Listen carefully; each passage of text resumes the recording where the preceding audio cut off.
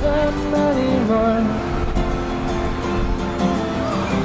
Getting dark to that street. Feels like I'm around in the sun. Knock, knock, knocking on heaven's door. Knock, knock, knocking on heaven's door. Love, I don't like to see so much pain, so much wasted, and this moment keeps slipping away. I look so tired, working so hard for our survival. I look to the times with you to keep me awake and alive.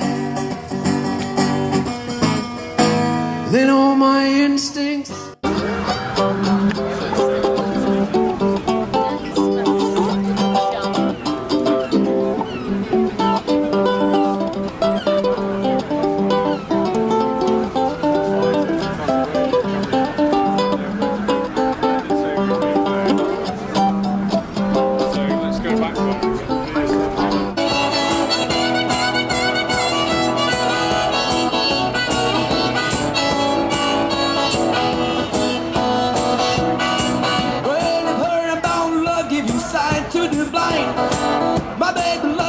the sun will shine. She my sweet little thing. She's my pride and joy. She's my sweet little baby. I'm a little lover boy. Yeah, I love my baby, my heart and soul. Love like I was on Niagara Road. She's my sweet little thing. She's my pride and joy. She's my sweet little baby. I'm a little lover boy. Yeah, I love my baby as long and lean. Stick with her, you see a man getting mean. She's my sweet little thing. She's my pride and joy. She's my sweet little baby. I'm a little lover boy.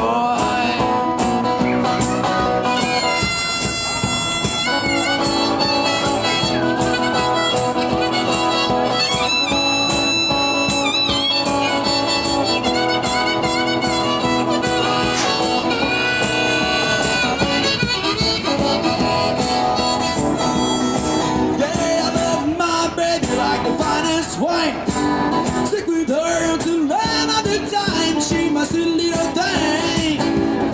She's my pride and joy. She's my sweet little baby. I'm a little lover boy.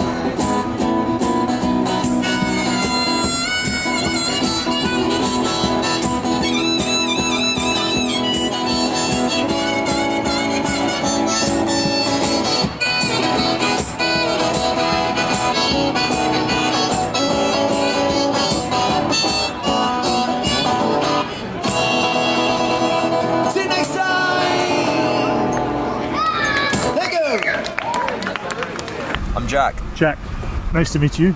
Are you from Edinburgh? I lived in Edinburgh for a couple of years, but I never was really from here. My family is Scottish, but I lived in America myself when I grew up, so I'm sort of American, British, and kind of mixed thing. Great. It must be great to have a mix of cultures. Well, there's pros and cons, I would say. Like, it's nice to have that experience in many different places, but it's also kind of, it detracts from like how you interact with the public around you because you don't relate on the same level. I tended to be sort of an outcast in that sense. Like, yes. I don't let that get me down too much, but it definitely happens a lot. Like that. Oh, right. But surely you must meet people who are quite intrigued to your background and open to your difference. Yeah, there certainly are people who are open to it. It's just that even if they're open to it, there's like a barrier of like language. You spend time talking about like the differences between you guys instead of, and which is good because you do that to accept and to clear it out of the way instead of just blowing people off for but it's that. usually first before we talk about similarities. Yeah, exactly. And and beyond that, just things in general, or sharing ideas in a more, like, once that open sense has been achieved. Yeah. I mean, I personally think you should always meet out people of a different opinion to challenge your own preconceived ideas about the world. Would you agree with that? Yeah, I think that's definitely, it's good when you can talk to people about the different opinions and learn from it and, like, look at different perspectives besides your own. But I do think that there's a tendency in this day and age that people just spit out the words, regurgitate what they hear a lot. And so a lot of people have a very similar opinion that isn't well thought out or very different from each other. That's fascinating, because I'm going to test you on that in our little discussion. Well, so I'm going to be victim to it as well, I guarantee. Oh, good, excellent, thanks very much. Could I ask you a question? Do you think your thoughts are your own thoughts? Well, where does the line, like, where do you draw the line, really? Like, it sort of is and sort of isn't. It's like, I prefer to just jump straight to music and say that every song that you write isn't truly original. Yes. Even if it is an original song. Because it's made up of previous thoughts, isn't it? Well, previous things you interact with, previous sound bites or influences. You could call it data in a computerized term, but like just what you see, what you experience, the influences certainly in music and such. Those are probably the most important ones. Yeah. Do you think there's such a thing as an original thought? Yeah, because there is like an original twist, like a way of looking at something how it hasn't been looked at before, but something else may have been looked at. You could take something that is different and then apply it to. You can take a view of that something is different and apply it to a different thing, I guess. Yeah, and can you think of anything original right now? Well, I mean, I suppose I could, but whether I will or not is a different thing. Okay, very interesting. Do you think you've been told the truth about the world in which you live in? As far as some people know it, sometimes, but there are also going to be people lying, especially in the age of the internet. You can't tell as often, like, if people are lying or not. You're missing out on body language for one thing, which is a greater communicator in general than just actual words. Yeah. There's a huge thing at the moment on the internet debating the shape of the earth in which we live in. Well, like the round earth thing, like flat earth and stuff like that. Yeah, what shape do you think it is? Well, I don't know. I haven't really seen it. I tend to believe more in the kind of preconceived notion I've been given that it's a globe and that it's circular and you can travel around it and end up where you started, basically. But I don't know. My friend showed me an interesting display where it was all flattened out and there was just like the ring of like the Antarctica and then like the Arctic in the middle.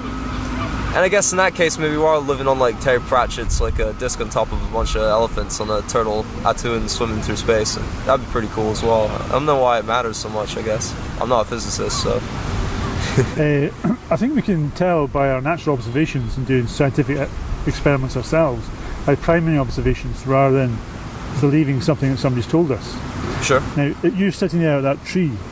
Now, I could circumnavigate around you and come back to where I started on. Yeah. Does that mean that you're a ball? No. So we could do that on a flat surface, can't we? I would think so. Yeah. So I put it to you that you believed you lived on a spinning ball about the age of 5 when you were told so, like I was, and we didn't really question that because we're told gravity for every question that came up. Yeah, sure. Yeah. So we had no primary knowledge or first-hand experience of this. Yeah, it's very limited. Yeah, we totally accepted it all as a belief. Now, up to 3 years ago, I never seriously questioned that. But 3 years ago, I started to question it and looked for evidence and research and realised it's all a crock of shite. We don't live in a magical spinning ball with water flowing around it. That's impossible. But yet we're told this magical force called gravity that nobody can measure, see, or show an example of. Like for science should be measurable, demonstrable, and repeatable. And they don't have a working model of a ball with water in it. Yeah, that's at least what scientists say, that it should be measurable, repeatable, like those things. And open to challenge. Yeah, certainly that as well, but if it was, then it'd be open to challenge that everything should be repeatable in a sense, if you were to get lost in the nitpicking of the specific words and such. Yeah. But I also think that we're subjected to a lot of things when we grow up in the education because there's such a broad amount of things that the education institutions seem to think that children need to be caught up on. They want to educate them on everything that they can, possibly, prepare them as much as they can for the world. And that may be to their detriment in some ways. maybe is kind of an imbalance in that sense. It seems to be thrust more upon you without as much time taken for primary observations that kids have made themselves, or young adults, people your age even. It doesn't matter. Everyone of any age. I'm trying to suggest I'm old.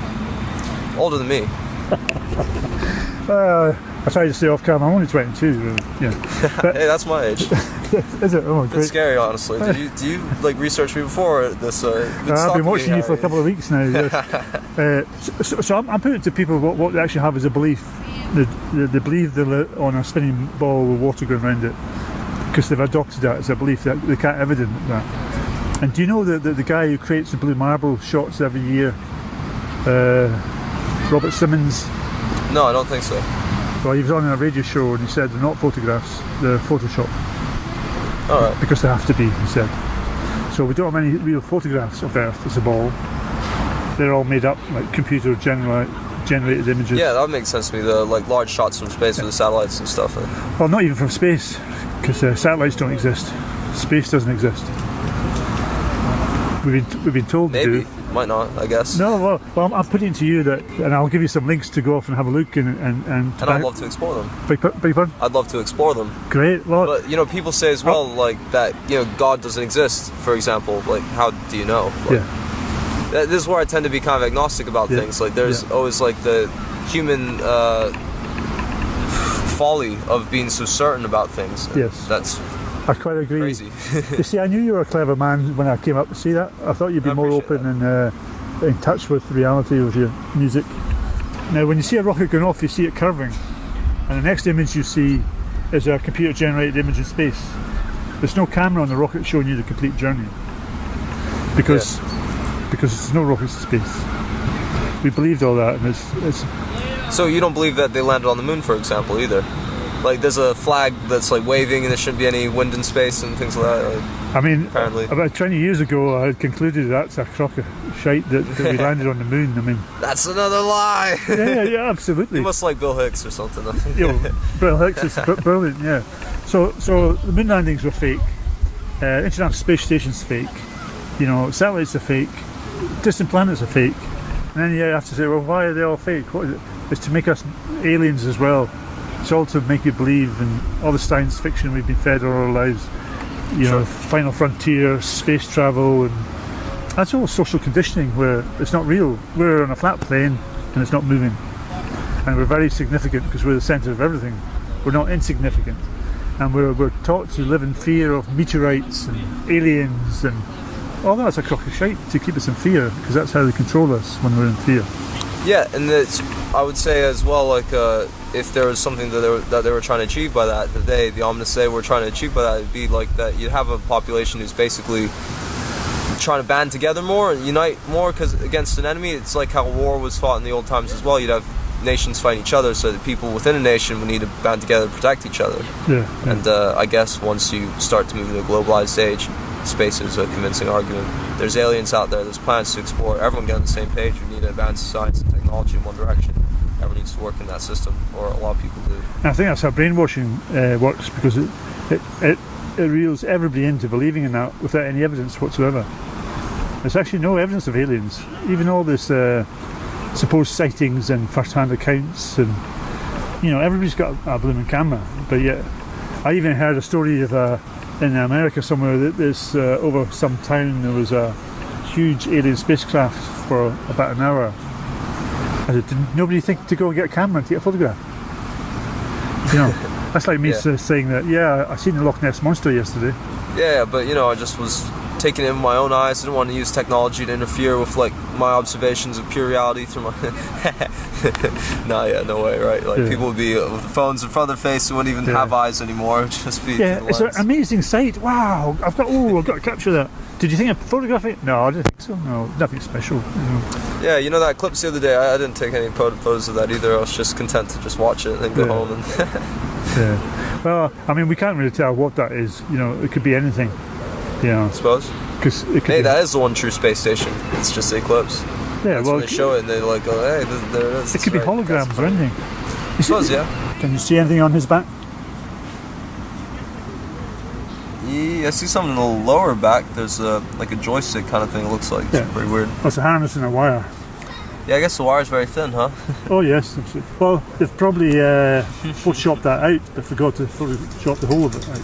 It's pretty cheeky, I would say. So what do you think about it? Do you think it's a bit suspect, at least? Oh, yeah, that's incredibly suspicious, yeah. It doesn't look at all like there's someone actually fine. I mean, unless he's got some kind of weird space dildo, like on the back. Yeah. Now, do you think the sun goes down over the curvature of the Earth when it sets? That's the prior information I've had before. Well, now we've got new cameras, powerful zoom cameras called P900, so we can zoom in the sun and see that it doesn't go below the curvature of the Earth. I'll show you one.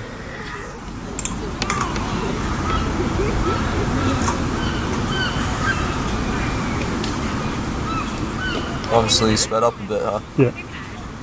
You can see below the sun, between the sea and the sun now. So that's proving that it doesn't go below the curvature, it just goes beyond your perspective. It goes out of your distance. So the sun is revolving around the Earth. Like all parallel lines come to a point on the horizon, it becomes so small you can't see. And that's where the sun goes to, it doesn't go below the curvature. I would say you've never seen the curvature. There's no evidence of any curvature. And when people say they see the ships going over the horizon, I mentioned that already, didn't I? No, you didn't. People say they see the ships going over the horizon, but all you have to do is take a zoom camera, which I've done myself. I said to my friend, have a look through the zoom. So she looks through the zoom, convinced that the ship's going over the curvature, and it all comes back into view at the bottom of the boat. And where was that you have that example from? I've done that on numerous beaches. I've done that in North Berwick, where you get a lot of tankers on the horizon.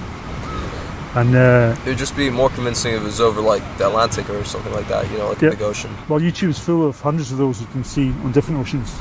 Alright. You zoom in and you see the whole of the boat again. And you can't see anything because it's so far away, you think, oh, it's going over. Yeah. And then zoom in and you see the whole of the boat again. Yep. So proving it's not going over the curvature, it's just going out your line of perspective. As many things do, I guess, being humans. Yes, and I would put it to you, you've never seen a building leaning backwards, have you?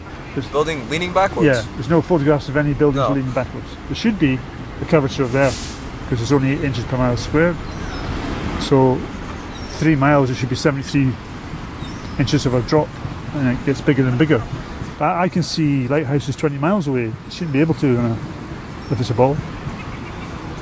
Yeah, well, it seems like all these guys are dicks pretending to be in space, but... Yeah, well, yeah, absolutely, that's exactly what it is. So what do you think about everything I've said? Do you think there's any possibility that you may have been lied to about the shape there? Oh yeah, absolutely. Right. I definitely think there's a possibility. I'm not totally convinced either way, I suppose. Well, sorry, you're 22, you said. You've had 22 years of indoctrination, and I've had 10 minutes to convince you, or to... Yeah, you're fighting against a lot, aren't you? Yeah, to put a seed of thought of doubt into you that perhaps you've not been told the truth about where you live. I spent the last 2 years travelling around to try to avoid further indoctrination, so I think that's helped in some way. But well, absolutely. Well, just speaking to you, I can tell you're pretty open-minded and intelligent, and you look into things. So you're not a typical repetitive robot just spouting out what you've been told. Yeah, it's something I think that everyone should avoid, regardless of how much lies are being told and going on. Because even if people are lying constantly to us, like big authority figures and the people who run things, I suppose, in a sense.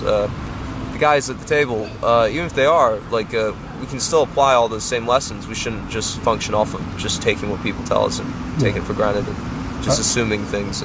Absolutely. Because for me, intelligence, the basis of that is to question, to doubt what you've been told. Yeah, that's certainly what Socrates would say, I think. Yeah. For the little I've heard of him. But. Yeah, I mean, Socrates would have said that. To find out for yourself, you have to question, you have to doubt, you have to experience for yourself before you actually know something's true. Yeah, healthy skepticism. Oh yeah, absolutely. All right. So, can I give you one video to go and watch? I've researched this for 3 years. Now, yeah, sure. I've got a notebook to write down and everything. I think this would be the best video for anybody who's coming across it for the first time. So what's this video? It's called 200 Proofs Why the Earth is Not a Spinning Ball.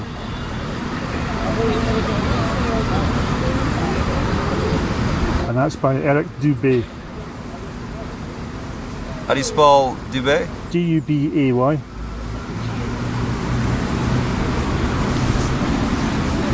Now you don't have to watch the 200 examples, but I think by the time you get to number 10, it's all right and open for you. Sure.